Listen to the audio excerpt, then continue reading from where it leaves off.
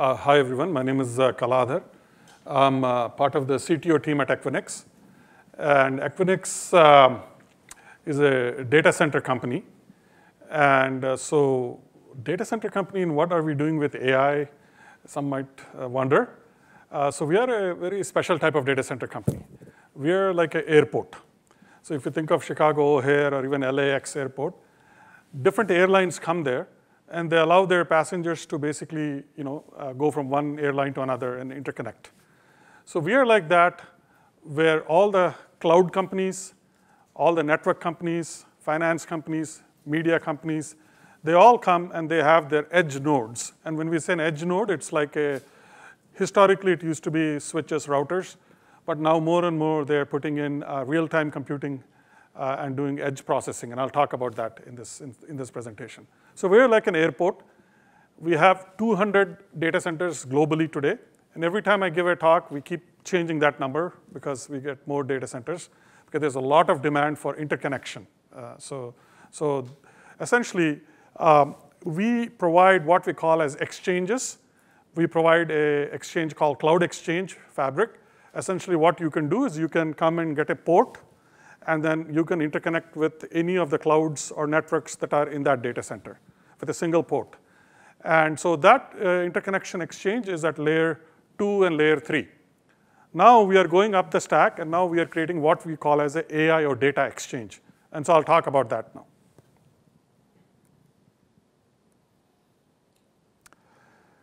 Right, this is just a level setting slide. So when I talk about AI, it includes all of that. So a lot of times people talk about deep learning, machine learning, and artificial intelligence. Historically, in my college days, I used to program in Prolog and Lisp. So those were the days when you would actually explicitly enter rules into a system for an expert system. Then you came with the whole area of machine learning, where you're looking at mostly many statistical techniques to look at big data, and you're trying to derive patterns and rules. And then deep learning. I took actually neural network programming when I was in college, but in those days, they were considered to be slow and not accurate. But it changed. So now, with a lot of data and a lot of compute, neural networks are suddenly becoming very accurate. So there was credit goes to University of Toronto. There was a graduate student who basically they designed algorithms for better image recognition. So the error rates are close to what humans have. So the confluence of 3 major trends is what making AI real, in my opinion now. Era of big data. So both individual entity or devices are generating a lot of data, as you can see. Smart hospital, 300 gigabytes. An airplane, it should be 4 terabytes, not 40,000 terabytes. It should be GB there. And then basically the second major thing is that clouds are democratizing AI. So basically what that means is that historically, to do any type of model building, you required a lot of compute. Now, basically what is happening is that there is so much compute available in the cloud that even a high school student, I used to teach Sunday school, there is a high school kid, he basically wrote 2 AI apps. One was looking at Twitter feeds. He was feeding them into TensorFlow, and he was able to predict when there will be riots in Berkeley. And the second app he wrote, he was taking images of our nails in Bing library, and then he was using Watson, and he was able to predict what kind of potential diseases somebody has. These are apps being written by high school kids now, right? So that's where basically the puck is heading, right? And then the era of smarter algorithms now. But there is a problem with these algorithms now, which actually we're looking at, is basically when a neural network comes up with an answer, you don't know how it came up with the answer. It's very hard to explain. Right? That's one problem. And the second problem people are having with algorithms nowadays is that the type of data you feed in, you can bias the algorithm. So for example, if you designed a model based on the traffic patterns in LA, you cannot use that in maybe Phoenix, because the traffic patterns and everything will be different. So the biasing in the data is very critical, and then people have to worry about that. So one of the key problems and trends we are looking at is basically that most AI applications in enterprises today on average require around 10 external data sources. And there are about 5,000 enterprises that are looking at how to monetize their data, how to basically, they have They have data which is very critical. They want to sell it to other people. But they're really afraid that if they give the raw data to someone else, they can take that data and do things with it which is not originally authorized. And you know about the whole Facebook and Cambridge Analytica, what happened, right? So people are extremely afraid of giving their raw data to other people.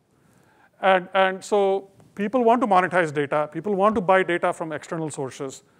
And so how do we ensure that, and most enterprises are afraid of sharing their data, never mind with external parties. Even within an organization, we are finding different departments don't want to share data with each other. They just want to hang on to the data and keep control over it.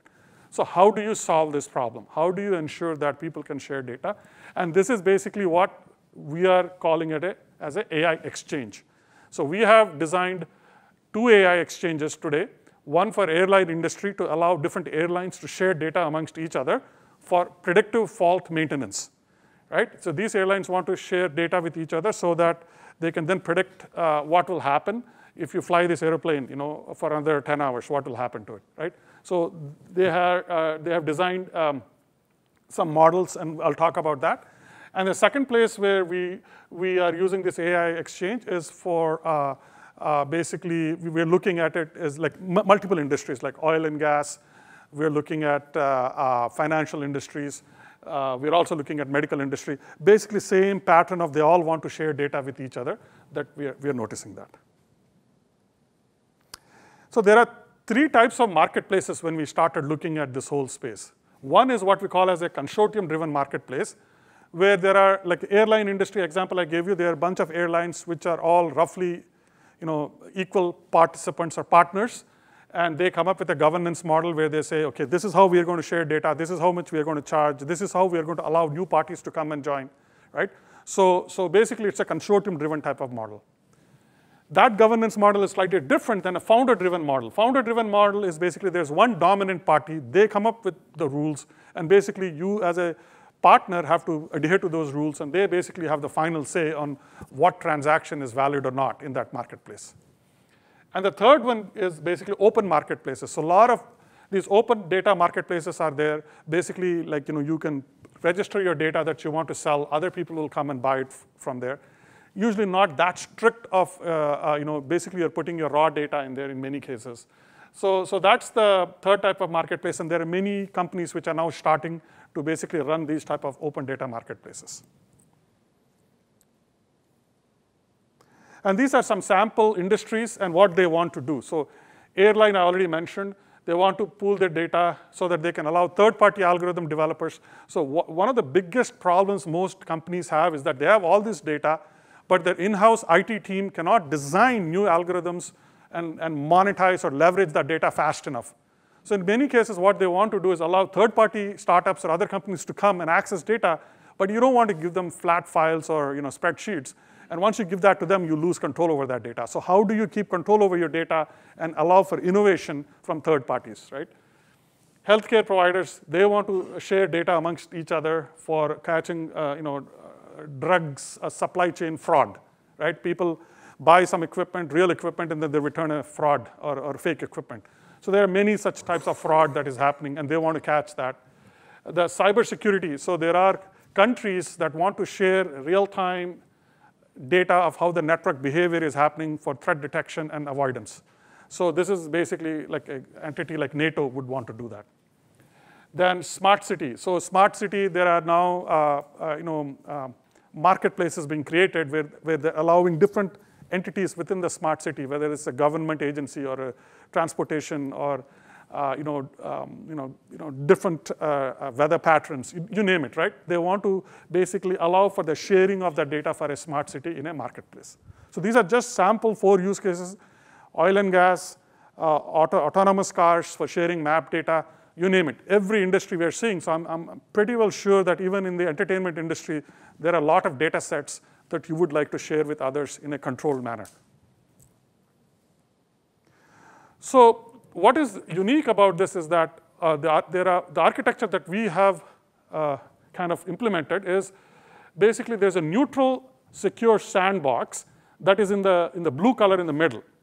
So that is where all the data providers are bringing their data into that sandbox, And then algorithm providers are bringing their algorithms in Docker containers into that sandbox and basically are running those algorithms in the data. And essentially, the work is getting done in the secure sandbox.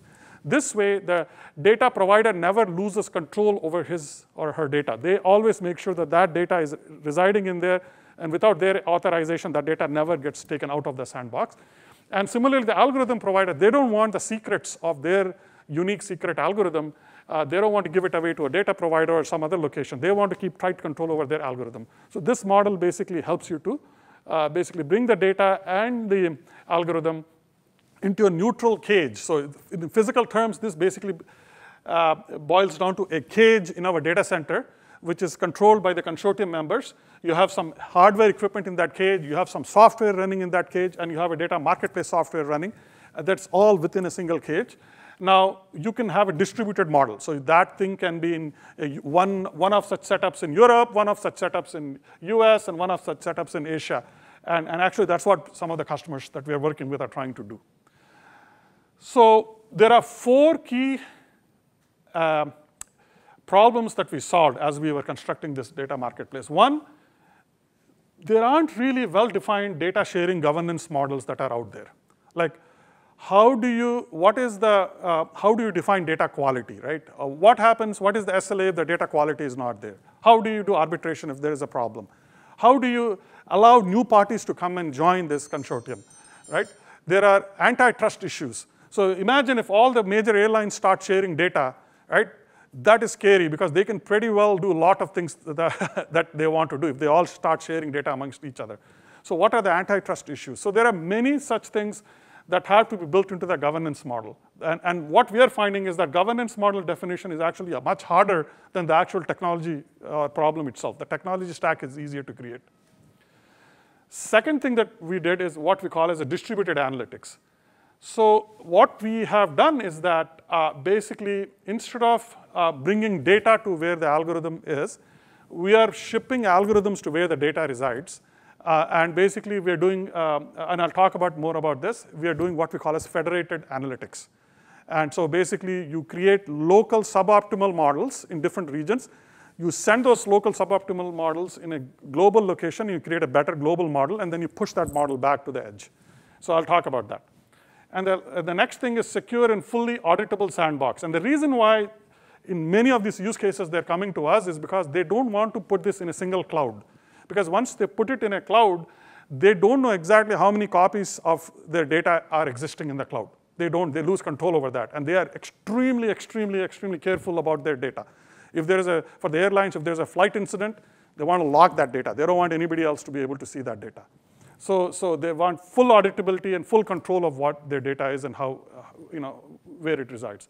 And the last thing, what we're calling is an AI hub. Essentially, what that means is that it's an ecosystem of different AI services, like data ingestion service, data anonymization service, PI removals, information removal, identification removal service, basic analytics, visualization. So there are many such companies which are bringing in different types of these services.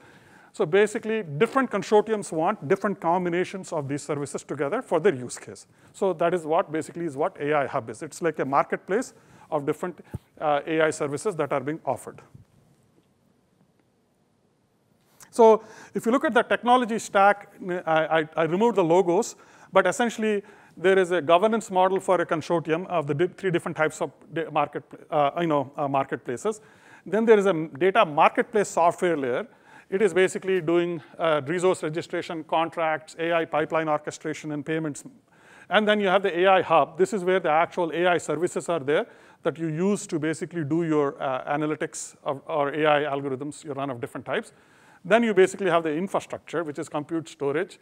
And then you have the neutral location, neutral data centers to host this entire ecosystem.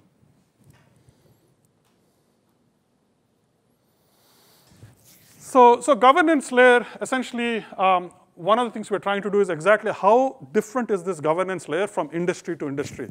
And that's what basically we're trying to, and we believe our hypothesis right now, and we are kind of tried out with a couple of them, is around 80% of the governance model is similar, and then 20% is usually different, depending on whether they have antitrust issues they need to worry about, how big are these different players, who do they allow can come and join the consortium, right, or marketplace. Sometimes you don't want your competitors to join. And so there are some issues like that that vary from marketplace to marketplace. So basically you have definitions for who is the buyer, seller, what are the type of resources, responsibilities and obligations of the data members, right? For example, in a marketplace, you might have a rule that you can never bring in personally identifiable information into that marketplace. That's a rule. So you as a participant have to make sure that that data gets filtered out before you put it into the marketplace, right? And then basically, what are the regulations and dispute resolutions, right? If the quality of data suddenly goes bad, right? How do you detect that? Who arbitrates whether the quality is good or not? And what are the penalties associated with that? So there are a bunch of these things that have to be specified. And the use of data, right? Exactly, different types of data have different policies associated with them with respect to what you can do. And so basically technology will help, but technology is not sufficient. You need to have a legal framework to ensure that the data use is not being misused. Technology takes you about 90% of the way, but still you need the legal framework to ensure that people are not misusing or using data in unauthorized ways. Okay. So this is how the AI marketplace layer. This is a sample workflow I'm just showing. So basically, so you set up the marketplace. So the consortium comes to the data marketplace operator and says, okay, I want this marketplace with this governance model. Then you basically manually or automated through APIs, you set up your marketplace, what kind of storage, how much compute, all of that, you set it up. Then you do member admission, right? So all the different members can come and say, I want to join this marketplace and consortium. Then you do asset registration. So all the different types of data sets and the algorithms also, both are being traded. And then you have trade agreements between the different participants. So typically, those trade agreements are specified as smart contracts, and we store them on, we were using Hyperledger Fabric to store that. Then you have the transactions, and I will elaborate more on that. Transactions are basically both the data training process and the production. And then finally, clearing and settlement of payments, either in fiat currency or tokens. Different marketplaces have different approaches, but how do you clear after you actually buy and sell data? So this is a sample, like a workflow, where basically, if you see, the first circle is basically a data scientist going into the secure sandbox and, let's say, looking at data from multiple different providers. And they're basically playing with that data. They're creating their model. They're checking it and saying, hey, is this model working? They might use different algorithm techniques. So that first circle is basically that. Once they're happy with that model, then basically you go to the second one, which is the industrialized phase. That's when basically you have the data operators or the operations team taking that algorithm and putting it in production mode. And so the key differences between those two, so this is another view. So basically the experiment pipeline for data scientists, these are all the different types of tools they can use for defining their hypothesis, collecting data, exploring, modeling, validating. And the industrialized pipeline, also you're collecting data, but the data set sizes are much larger. And usually this whole thing is API driven and it's mostly automated. So the key differences are basically the data scientist, the data set sizes are typically much more smaller in size versus the production pipeline, there's much more larger. Trust model here usually is that you move data to a neutral location for experimentation. And in some cases, you also allow the data scientist to move that model to their laptop or some other private location, whereas here you're moving the compute to where the data is residing, and raw data cannot be moved, so they're much more stricter. In the data scientist pipeline, typically you anonymize the data, and then basically the access models are basically GUI-based tools, whereas here it's mostly API-driven and data is usually not anonymized. Depends upon the use case. Infrastructure here is need a small, secure infrastructure. This need much more larger compute power because you're dealing with larger, bigger data set sizes, and typically they can be in the actual provider location.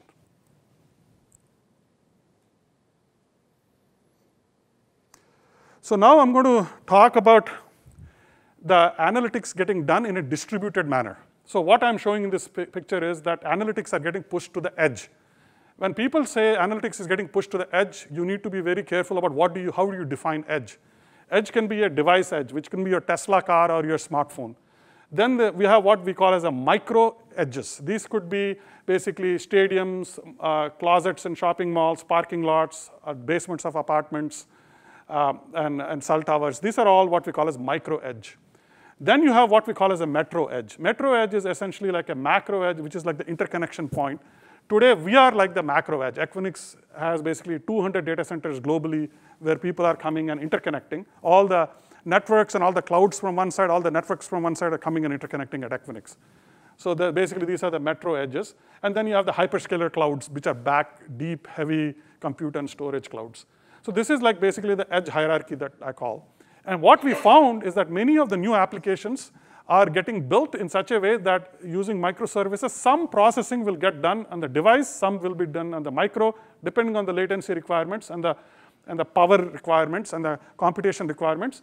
You will do different types of processing at each of these edges. And so a given application can be spanning across all of these edges. So like I'm just showing what type of processing typically gets done in each of these edges. So real-time processing, here you do some kind of data filtering, and a lot of times the metro edge, what we are finding is that people are coming and building models at the edge using federated model building. So that's what I'll talk about. And then the core clouds are doing more historical analysis and more global AI modeling. This is more local AI modeling here. So that's how we are seeing the different types of processing getting done in different locations. So the analytics itself, we looked at 3 models, and these are well known actually. Many companies are currently already providing solutions. One is centralized, where all the data from all the edge locations is brought to a central location, and you create a model at the central location. Distributed basically is where you get the data at the edge, and you create the model also at the edge only, and you use the local models. So potentially those models could be suboptimal. But depending on the use case, if their data set has enough variance, and then you might be able to get away with the distributed approach because it has benefits. And then the federated. Federated is basically what it is trying to do is you build the local model at the edge, you send the model to a global core location, and then you build a better global model, and then you push the model back to the edge and use it. So what typically happens is that there are trade-offs. Accuracy, obviously, central model is usually good because you have more access to more data sets. But you give up on bandwidth, privacy, and time to value. Those are all things where you don't have a check mark because essentially depending on the data set sizes, you might be pushing in terabytes of data. Like if you have an airplane, you're pushing like close to 4 terabytes of data per plane, per day, from one location to the central location. And that is a lot of data that you're pushing. Whereas distributed is accuracy, as I mentioned, because you don't have the full data set, visibility into full data set. You give away on the accuracy, but you get bandwidth, privacy, and time to value. Those 3 things, you get good checkpoints. Federated is basically doing almost, it's a good hybrid approach of both. But federated approach might not, your machine learning algorithm might not be amenable to be able to run in a federated manner. So we were doing some experiments with random forest, and that worked. But I would not say that federated approach will work with every type of machine learning algorithm. And so this is basically the airline example. So essentially, they were pushing large data sets all the way to a central core location in Europe. And that was costing them a lot of money for pushing all that raw data. And so instead, what they wanted to do is basically they started processing and building the model using the federated approach at the edge itself. So they built the model at the edge, and then they sent the local models to a global location, and they built a better global model and then pushed it back. And so this basically reduced their data transfer costs, and then basically they were able to do real-time model inferencing, whereas in the central approach, the models were getting inferenced also in the central location. And security compliance, if you have any restrictions that this data cannot leave a particular geo or country, then the distributed approach or the federated approach is more suitable.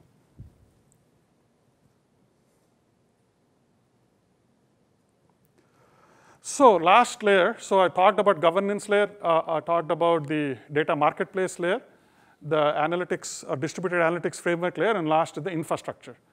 So infrastructure, basically what we found is that more and more as the data set sizes are increasing, people want a distributed approach. They want this marketplace to be located in multiple different countries or multiple different geos to reduce the network costs, latency, and better data residency, adhere to those laws.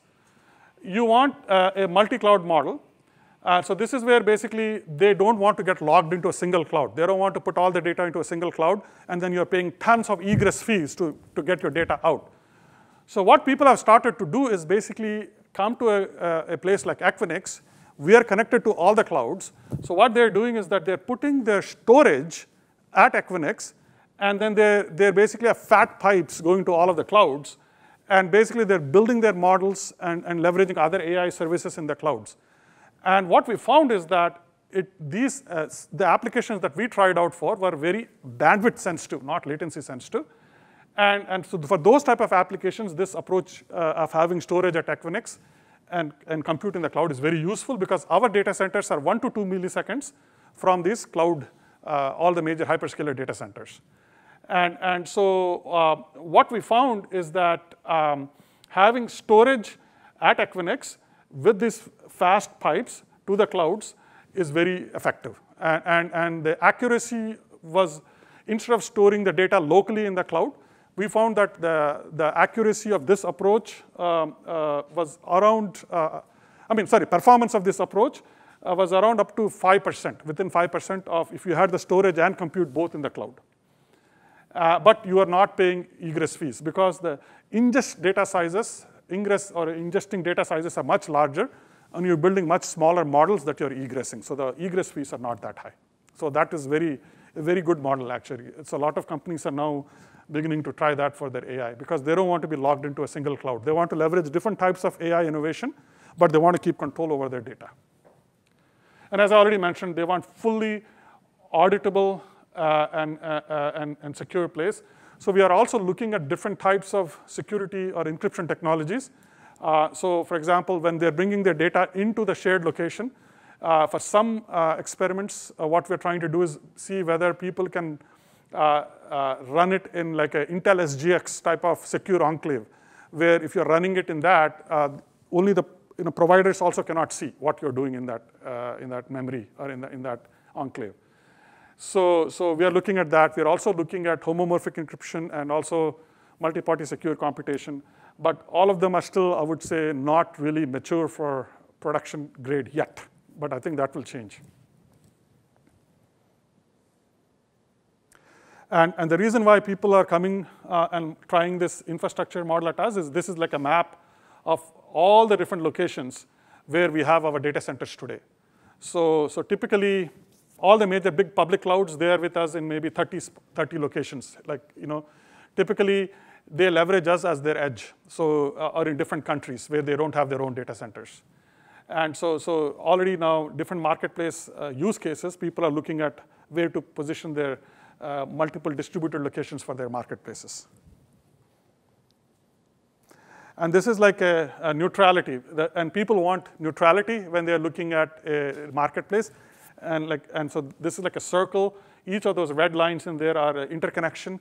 So a typical data center, let's say, I'm just giving one example here, has basically networks, clouds, content, digital media, financial services, enterprises. Now we are also seeing payment companies coming in. And so they all basically have a cage in a data center, and there are wires going between them through exchanges or through direct cross connects between them. And so that's basically like how a neutral Equinix data center looks. So we have 200 such data centers with about 10,000 logos that are all exchanging data amongst each other. And this is like the ecosystem. So we originally started out like we had network ecosystem. So all the networks, they needed a neutral place to peer with each other. Then it went to content. So the CDNs, the content providers, they all came and they started exchanging their data at Equinix. And then basically financial ecosystems, because they're very latency sensitive. So pretty well who's who in finance is at Equinix because they want to share data with each other in very low latency. All the cloud providers came now to basically get access to the network. So pretty well, we have more than 4,000 clouds, SaaS, IaaS, PaaS, you name it. All these different types of clouds are at Equinix.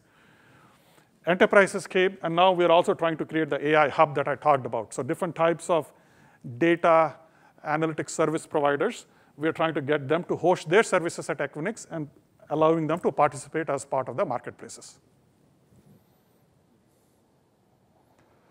Right, so I'm just going to conclude here. So